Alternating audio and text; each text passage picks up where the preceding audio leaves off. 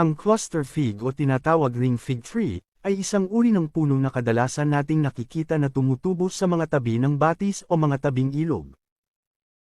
Alam kong sa unang tingin mo pa lang ay may nabuo na agad na mga katanungan sa iyong isipan. Kaya't halina, at atin itong talakayin at pag-usapan. Cluster fig. Itinuturing ring prutas na may mga kahangahangang naibibigay na benepisyo sa ating kalusugan, mula sa pagpapabuti ng tiyan hanggang sa pagpapalakas ng ating resistensya. Ito ay mayaman sa dietary fiber, na tumutulong sa maginhawang pagtunaw ng pagkain at pagsunod ng tiyan. Ito ay nagpapanatili ng malusog na sistema ng pagtunaw at nagpo-promote ng regular na pagdumi.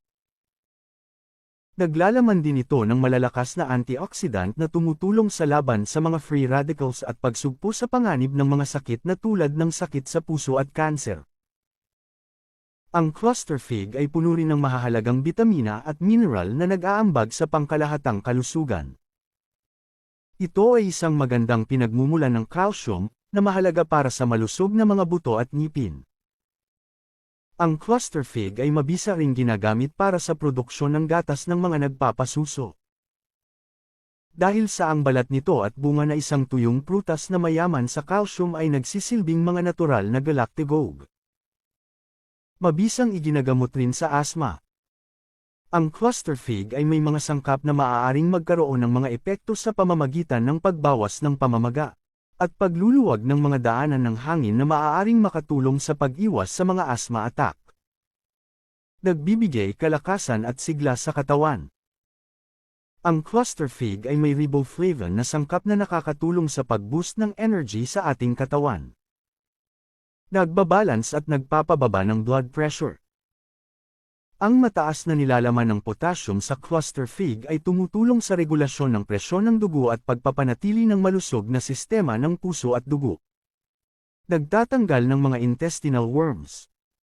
Ang cluster fig ay may kakayahan na patayin ang mga parasite sa katawan tulad ng mga bulate. Ang mga sangkap nito ay maaaring makatulong sa paglilinis ng mga parasite at iba pang mga microorganismo na maaaring maging sanhi ng mga problema sa kalusugan.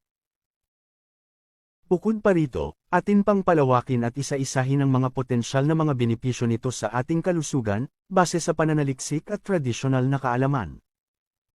Ang cluster fig ay may mga kakayahan na makatulong sa pagtatanggal ng congestion ng atay, sa leukorrhea, kakayahan na maglinis ng dugo, nagtatanggal ng leprosy, menorrhagia o sobrang pagdurugo tuwing menstruation, nose bleeding, panggagamot sa bronchitis, gamot sa tuyong ubo, laryngitis, mga sakit sa bato at pali, hemorrhoids, diarrhea, pamamaga ng glandula, gonorrhea.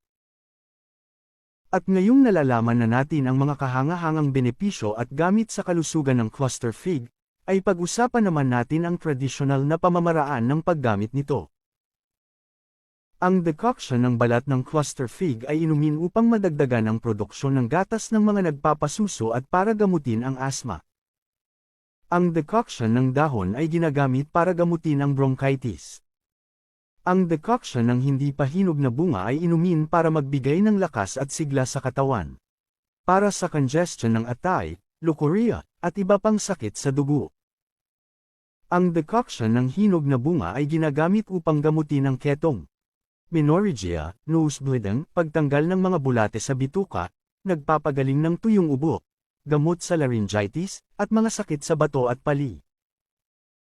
Ang latex ay ginagamit sa pamamagitan ng pag-inom para sa mga hemorrhoid at diarrhea. Kapag pinagsama ito sa langis ng sesamum, nakakatulong ito laban sa kanser. Ang paglagay ng latex sa labas ng katawan ay nakakatulong laban sa pamamaga ng mga glandula. Ang katas ng ugat ay ginagamit para gamutin ang diabetes. Ang halo ng 40 gramo ng latex, buto ng cumin, at konting asukal ay ginagamit para sa paggamot ng gonorrhea.